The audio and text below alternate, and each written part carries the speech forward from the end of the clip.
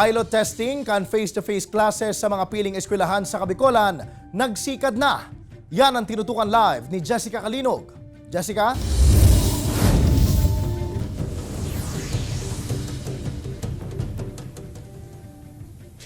Jessie nagin matuninong asin organisado sa buot an enot na aldaw kan liwat na pagbubukas kan perang mga eskwelahan sa Bicol Region para sa saindang limited face-to-face classes.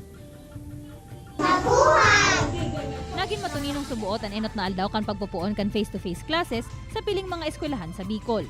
Napag-araman na igwang siyam na mga eskwelahan na tinugutan na makapuon kan face-to-face classes sa rehiyon na kinababalehan kan Sinalongan Elementary School, Gutusan Elementary School, Mary Perpetua Ibrioso National High School sa Masbate, Tandarura, Balanak, Malama, Tupas sa Sinchongso naman sa syudad ng Ligao, Albay.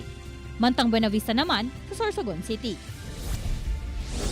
Sa Masbate nagbukas naman kasubago ang Sinalongan Elementary School kung saan mahigot ang naging implementasyon kan health protocol sa mga paratukdo asin sa mga kaakian. Kabali ko taanaan asin elementary school sa magbubukas kan face-to-face classes kunya na aldaw, alagad huli sa pagkagadan subuot kan sarong kagawad sa nasambitan ng barangay sa COVID-19 kung kaya pinoktaba mo na ini.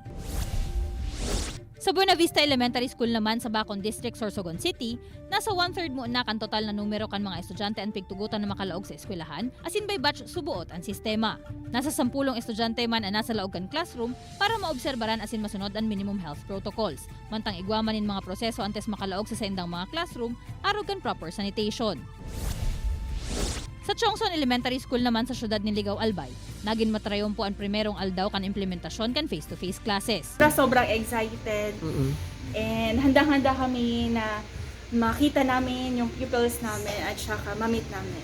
Mahigot man ang pigpapautob na protocols nganing malikayan ang COVID-19 infection, urog na sa mga estudyante. Bago po sila pumasok, chinecheck natin yung temperature for screening and we also have our sanitation. Mientras tanto, sa Tandarura Elementary School naman sa parehong syudad, naging matuninong asin organisado man ang enot na aldaw kan pagbaralikan kan mga estudyante kung saan pigbaranga muna ang mga ininganing masunod ang mga pigpapautob na health protocols. Bali, yung sistema po ng aming face-to-face ay hinati yung grade 1, grade 2, grade 3, hinati siya sa 2 batches.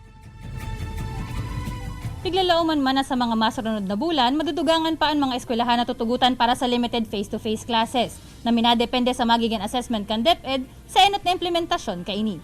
Balik sa imo, Jessie. Jos Mabalos, Jessica.